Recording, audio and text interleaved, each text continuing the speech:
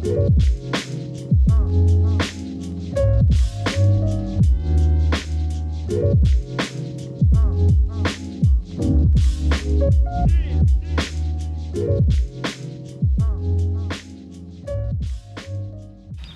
like, why are pizza rolls like so good? What's up, Grizzly Gang, and welcome back to another episode of Grizzly Gearhead. Now, today we're going to keep it lively, we're going to keep it interesting, even though all we're doing is two things, really. I'm going to show you how to lift the Mk7 Gti in the most ghetto way possible. Now, I've had a couple people ask me, how do you lift, or what's the best way to lift the Mk7 Gti? Well, I'll tell you right now, the best way to lift this baby is with a lift. I know everyone doesn't have access to that. That's the difficult part. The easy thing I'm gonna show you how to do it that anyone can do is pretty much use some ghetto ramps to get it up high enough to use a regular tiny 2-ton jack that I have somewhere around here that I'll show you guys in a bit. The second thing we're gonna do today is install the headlights I have, which let me show you guys those right now. These right here, boom, are the Helix Headlights. Now they are blacked out with a clear, what's it called, side marker. So we're gonna get rid of this ugly ass orange side marker and these halogen headlights and move over to the better the Helix, which brings me to another topic of the Eds versus Helix. Now I don't have Eds to compare to, but hopefully in the future I'll be able to get a pair in my hands so I can do a review and kind of see what's better between the two and really what's the difference, if any, besides looks. So without further ado, let's go ahead and start this install. So let's go ahead and start by unwrapping these beautiful headlights. Whoa! It's my cat Albus, if you guys don't know him by now. He's pretty crazy. So first things first, let's go ahead and unwrap this beautiful baby. It's kind of a tight fit. Woo! Just look at how slick and clean that is. That is very good looking right there. You already know this is gonna look way better than its halogens. Okay, so taking a closer look at the back here, you'll notice that it has actually a little open piece and there is no bulb in there. That's because you actually have to transfer the one that's in the car currently from your old headlights right back into here. So what we're gonna do is go ahead and cut this off, this little wooden block. And then these will go on right after we're done. Whoops, shit. This is for a later video, by the way, guys. So stay tuned for that. That will go on the back of the headlight housing.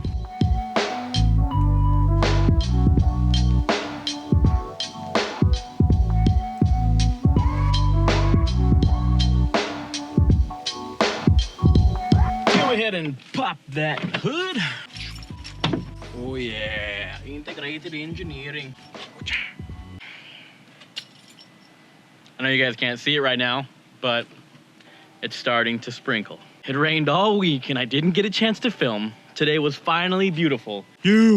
Why do you do this? What's up, guys? It is day 2. It's a little bit nippy outside. As you can tell, I'm nice and snuggly and warmed up. It's not raining right now, but it is super cloudy, so hopefully we can get this done before it starts raining again. I'm having a super tough time filming anything out here because I don't have a garage.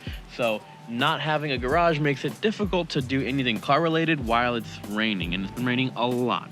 So I'll try to knock this out really quick before it rains me out again. So let's get back to it. Okay, so the first thing I like to do, guys, is I like to go ahead and remove all the bracketing in here to release this. This kind of holds the headlights in place. So once this is off, you have a little more room to work with. And I also like to pop this off so you don't really have to worry about it too much. On this, all you have to do is kind of just pull it up. So this comes out of this hole down here. And then from there, you kind of just push up, and this little clip in here should remove from down in here. Right in there, if you can see that. So then I just kind of like to push that down and out of the way so I can move this along with no problem. For this, I'll be using my driver and a T30 Torx. You're gonna have 1, 2, and 3 screws that you have to undo. So once all the bolts are out, be careful when moving this because it is attached by this little cable assist right here. So if you pull on that too hard, you might rip something out. So kind of just let it loose and kind of move it back a little bit, and from there you should be able to play with the rest of it.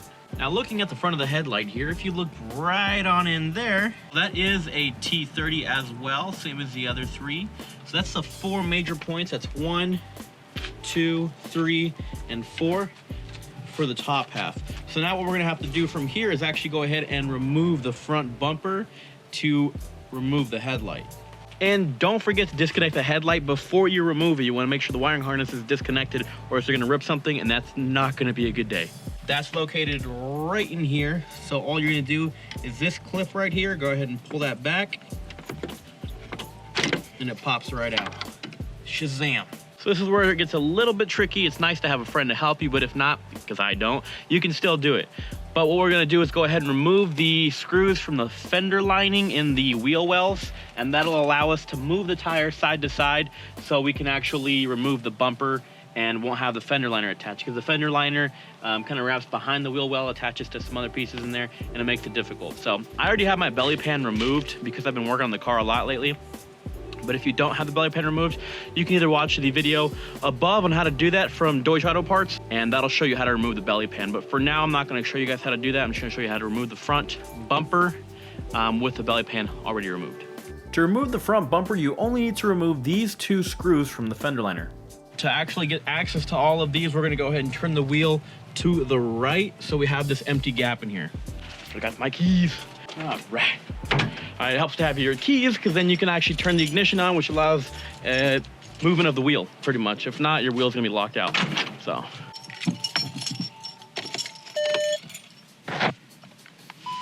There we go. Okay, now with the wheel moved a little bit, we can go in here and have a little bit more access to these. By the way, the actual screws that are in the fender liner are T25. So it's good always to have a T25 and a T30 in your toolbox when working on this car because they're very popular among European cars. I personally use this little set by Titan that allows you to have pretty much a bunch of different heads. I've already lost a T30, unfortunately, but I use the T27 for a close fit. You just have to be more careful so you don't strip it. And then the T25 is pretty popular. But also it has this bottom piece here, which is also the equivalent of a T30. It just has a little indentation on it, and that is useful as well. So I still use this one and these up here. Also, magnetic bolt tray, absolute must for you guys. It is outstanding. Okay, so the two screws are actually off already, and those are actually the only two that you need to remove because the rest are attached to the top up here, and you don't need to remove any of these. Only ones you need to remove are attached to the front bumper. So there's two right here, and then actually one up here, but I always keep it removed. I always keep that one off and only these two on because it's easier for access if you want to remove it and put it back on quickly. So now all you have to do is just kind of pop this off. As you can see, it's already starting to come off. I'm gonna put the camera down for a sec so I can do this, but this will just pop right off with a bunch of clips.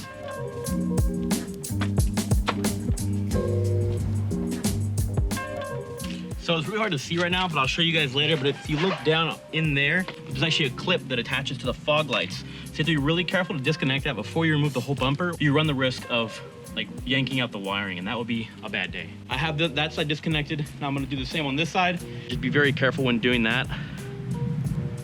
For some reason, one of my headlights is on and the other is not. Oh, never mind, it's because I disconnected it. My bad. Okay, never mind, ignore that. All right, so that's one side. So let's hit up the other side, take out the screws from the fender liner, and then pull and repeat, and we'll be able to get the whole bumper off. Now on the actual bumper itself, there's a lot of clips on here that pretty much attach it to the framing. But on here, there's actually one and two. Those are T25. And now it should be ready to pull off. So all the screws are off, so let's go ahead and yank it off. If you have a friend, now's the time. If not, then hey, be careful.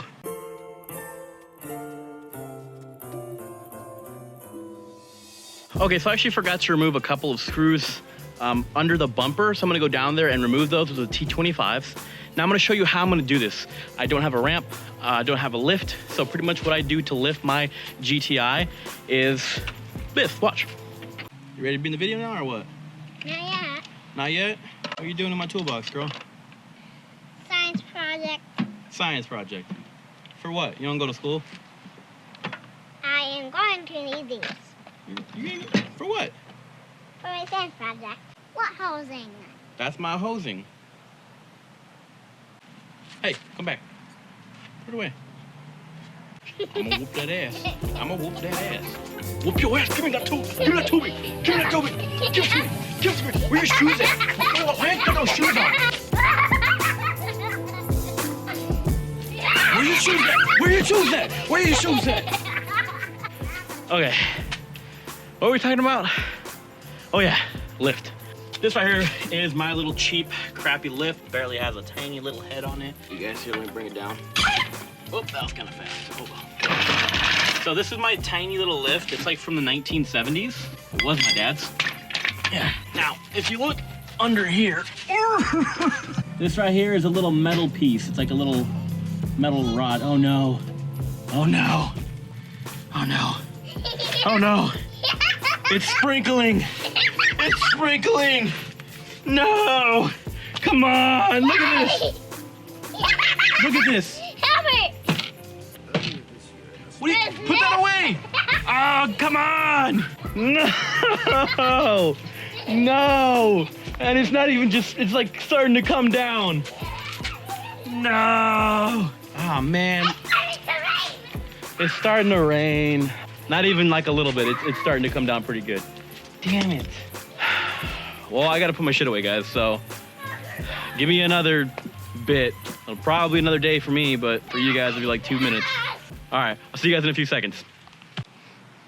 Okay, guys, so the rain has let up. It's been a couple hours now, so it's really starting to get dark, super cloudy. It's not raining anymore, but it is sprinkling, so I'm gonna try and do this quickly. But I was able to get the front bumper off.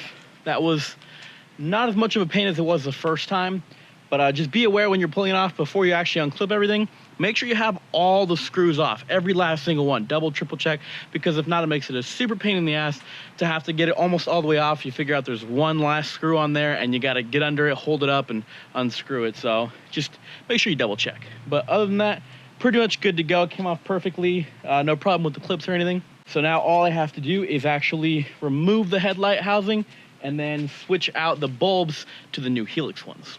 Okay, so after you had removed all the hardware from up here, we now have the bumper off. So with that off, we can actually find this one right here. And this is the last bolt attaching the headlight housing to the frame.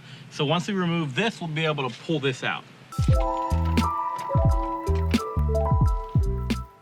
Okay, so now that the stock headlight is off, we can go ahead and remove these protectors, I guess you'd call them seals. And we're going ahead and remove some of the hardware in here so we can get to the actual lighting unit and put that in the new ones. Okay, so when you're looking inside here, when you first open it, you're gonna see this right here. And this is gonna look pretty much like that. It's gonna have 3 screws on it, one here, one there, and one at the bottom. So just remove those from its points back there, 1, 2, and 3. And then you can slip this out. Once you have this out, there's gonna be a bulb on here. Go ahead and just pull it out. There's nothing really holding it on besides just like a little bit of pressure from the clips being in here. Once you pull that out, that's really all you're gonna need from this housing.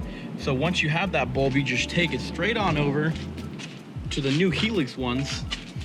And then from here, all you're gonna do is you're gonna see 2 clips, one right here, the other one right here, and it's kind of like, just looks like almost like an AC plug. And the back of the bulb just clips in here. So all you would do is just squeeze these together and then they pop right out. You insert the bulb in there, attach this wire to the back, and then put the clips back on, and it's held in there nice and securely. Then really this one, you don't really need it right now. It's probably maybe for HIDs or something. For the halogens, it doesn't seem to be needed at the moment. And then everything else is already sealed up and good to go. And as you notice in the front, there's actually already bulbs in there. There it is. And then there's a bulb right up in there. So the only one was missing was the little circular one in there. I already tested it. The rings already light up and everything with the way it's set up right now. So that's really all you need to do. It's pretty simple. So now the last thing we're gonna do is seal this up with the housing so it doesn't get any water in it or any damage. So we got little housing covers right here, and these are gonna pop right on like that and then just screw on. And it comes with supplied hardware right inside. The plate is now on. All you have to do is put these 1, 2, 3, 4, 5 screws on there, and it just sits nice and flush. So now that's that done, we can go ahead and remove the covering that's gonna be on the little, it's hard to see right now, sorry about that guys, the lighting's horrible. But there's a little clip right here, it's gonna attach to this right here. So once that's removed, you can pretty much just go ahead and place that right on in. I know my last couple videos that it's been really dark, guys. It's just the weather out here is not the best at the moment, and unfortunately I can't bring lighting out here in the rain, and I don't really have a place to work right now. The shop is being fixed up and there's a whole bunch of work going on, so it's just not usable at the moment. So until that is finished, I just have to, you know, use my backyard, which is not the best place, especially in this weather. So I'm sorry that these videos are coming out dark, guys. I hope you're getting the gist of it. If not, this install has been done by Deutsch Auto Parts. Go ahead and check them above.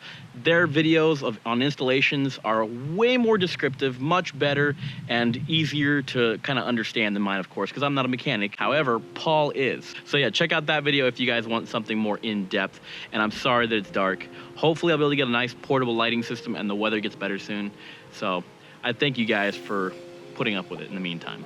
Okay, so the housing is back in now, and we bolted it up on the side and on front right here down there. So now all we have to do is the 3 right here, and this is good to go. It has been plugged in the back as well, as you can see.